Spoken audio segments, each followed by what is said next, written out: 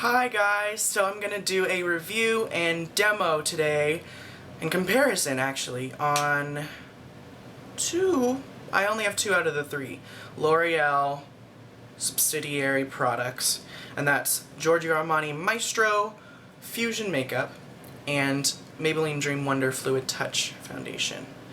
So, and then the third one would be the YSL Fusion Ink, I think is what it's called. You could tell they kind of are like all the same wording. And technically, formula-wise, they're all pretty much identical. And formula-wise, they're all pretty much crap. Because they're loaded with alcohol. The sunscreen is not broad spectrum, even though it says it is. It's an octinoxate-based sunscreen. And that's the only ingredient that they're using. Which octinoxate is almost broad spectrum on its own, but it needs the assistance of avobenzone or a mineral-based sunscreen in order for it to be broad spectrum. So, it's false advertising, basically. And you know what? The thing that sucks is I love the way that this foundation looks on this skin. Because formula-wise, it's crap. You shouldn't, it's loaded with alcohol and fragrance, and no, don't do it. But at the same time, it tends to look really, really nice on the skin, especially if you want like that really smooth, completely poreless look. So the idea is that this is kind of like, it says it's a combination of like dry oils, alcohol, and silicones, as well as probably some powders are thrown in here and some slip agents beyond the silicones. So I have both. I purchased the Maestro first, and this was really interesting to me because I thought it was, you know, dry oil. I thought, you know, the oils evaporate and it just leaves the pigment behind, but that's before I saw, you know, the ingredient list. This is pricey. I think it's around $64. Their shade range is pretty good though. Then, you know, I think about a year and a half later, Maybelline came out with their Dream Wonder Fluid Touch Foundation, which is quite literally basically the same thing. The packaging is different. It doesn't have a like eyedropper. It has this like weird little like literal teardrop that doesn't do anything. And you only get 0.67 fluid ounces of this, so you get a lot less product than you do in regular foundations. But even with the price per ounce, it still comes out to be cheaper than the Maestro. And I have used the Fusion Ink on people when I was, you know, working in store, but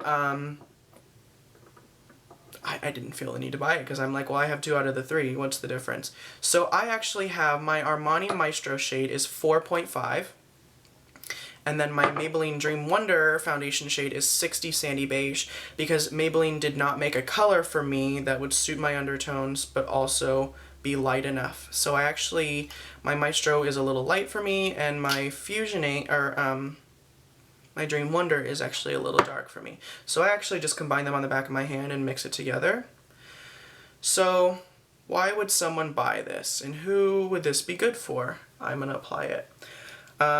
Well, ideally it's probably good for an oily to combination skin because it does have, you know, more of a matte finish. And I know some people who have oilier skin and use this and like it. I usually prep my skin with a lot of moisturizer or oil or, you know, a greasy layer first. So I actually kind of like the way that this sits on my skin that is normal to slightly dehydrated and dry, because I do prep it really, really well, you know, underneath.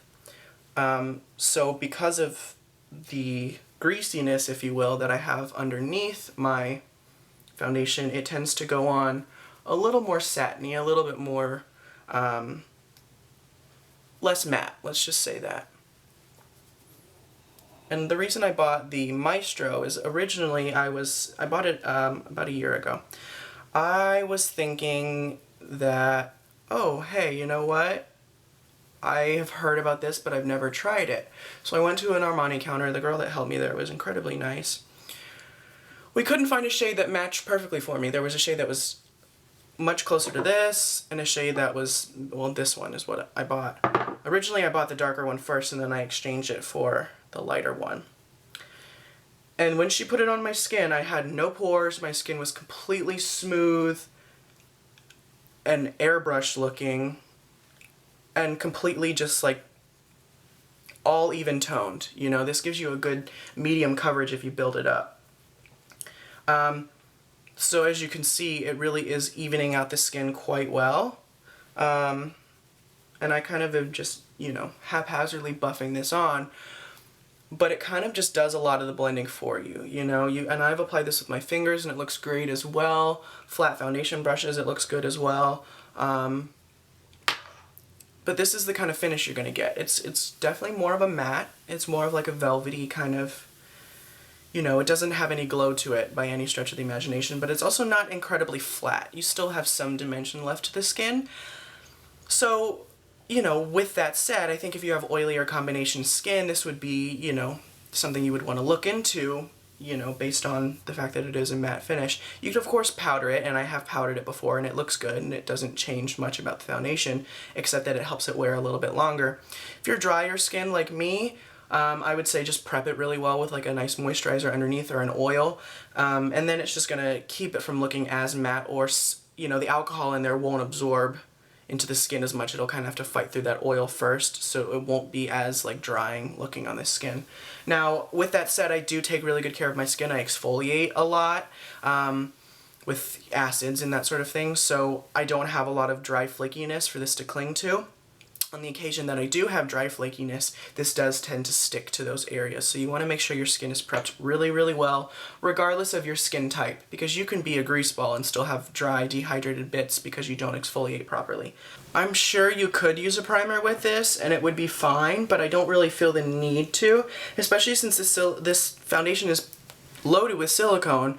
You probably won't need another layer of silicone underneath. It might just, you know, pill up on you or something like that. I would probably go in with some concealer just to add some dimension, and I would certainly add like a highlighting cream or powder or liquid and a little bit of bronzer and some blush, just because the effect that you get is very, very one-dimensional with this, as you can see. Like, I have very little dimension left onto my skin because this just gives you like a completely even veil of color, because it is formula-wise so thin. And you can even see on my hand where it was, my hand just looks a little bit more even-toned and smooth. Lots of fragrance, lots of alcohol, so formula-wise I would never tell anyone to use this just because it is, and it's not broad spectrum, so it's like formula-wise, no.